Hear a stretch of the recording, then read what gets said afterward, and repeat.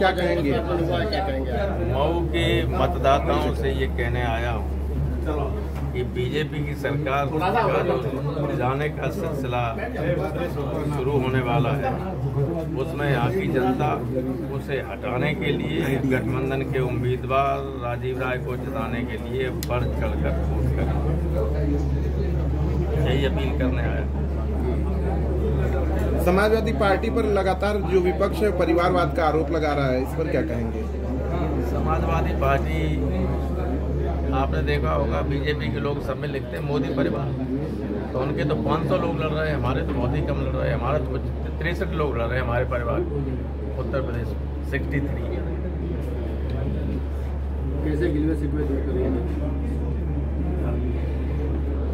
Samajwadi party से रामहरि चौहान है, उन्होंने छोड़ दिया है पद, इस पर क्या कहेंगे? कौन है ये? काफी पुराने कार्यकर्ता हैं, छोड़ दिए वो हमारे किन किन विशेष मुद्दों पर इस बार जीत के बाद काम करेगी समाजवादी पार्टी? वो तो आपने पढ़ा होगा, इंडिया गठबंधन का और सबका चुनाव घोषणा पत्र, और पार्टी जब सत्ता में आती है अपने घोषणा पत्र के हिसाब से ही काम करती है।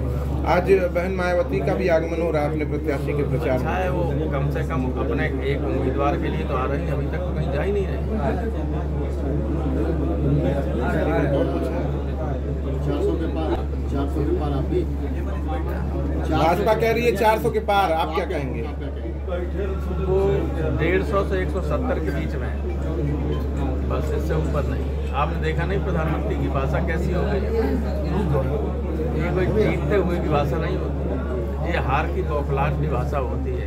वो जो उत्तर और दक्षिण की बात करने लगे, एकल की नहीं की। कभी कोई प्रधानमंत्री अपने देश में और उत्तर और दक्षिण बांटने के लिए बात नहीं कर सकता। भाजपा के आइडिया सही करिए, गुलदस्ता मत बनाइए, आइडिया सही पकड़िए मेरी बोल गए तो बड़ बोले आते ही, उनको कोई सीरियसली लेता है? आप लोगों को भी नहीं लेना चाहिए। कह रहे भाजपा के लोग कि समाजवादी और कांग्रेस का संविधान खतरे में है। देश का संविधान खतरे में? देश का संविधान, देश के संविधान में ही ये लिखा है अनुच्छेद 21 में, फंडामेंटल राइट्स में, कि हर व्यक्ति का, किसी भी व्यक्ति का जीवन विधि सम्मत प्रक्रिया के बगैर नहीं लिया जा सकता। यहाँ रोजाना फर्जी इनकाउंटर होते हैं, जेल से बाहर भी आदमी असुरक्षित, जेल के अंदर भी असुरक्षित, और पुलिस कस्टडी में भी असुरक्षित। रोज मारे जा रहे हैं। हाल गाजियाबाद में मेरे ख्याल से कुल मिलाकर जो इनकाउंटर हुआ, मरे तो कम है लेकिन इनकाउंटर हुए 400 और सबके पैर में गोली लगी, किसी का जीवन सुरक्षित नहीं। तो जब संविधान ने जो गारंटी दी है, वे गारंटी ही खत्म की जा रही है, तो संविधान कहाँ सुरक्षित? और वो तो खुलेआम कह रहे हैं। कर्नाटक के एक सीनियर बीजेपी के एमपी ने कहा कि संविधान बदलेंगे। अयोध्या से जो लड़ रहा है बीजेपी का एमपी है, उसने कहा कि 400 से पार इसलिए चाहिए कि नया संविधान लिखा जाएगा।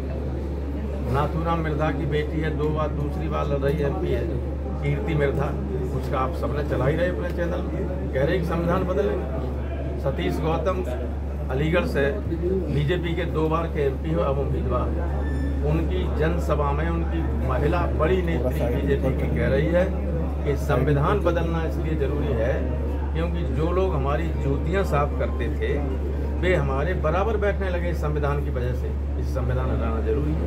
किसी भी बीजेपी के बड़े नेता ने इन लोगों के खिलाफ कार्रवाई नहीं की, किसी ने खंडन नहीं किया।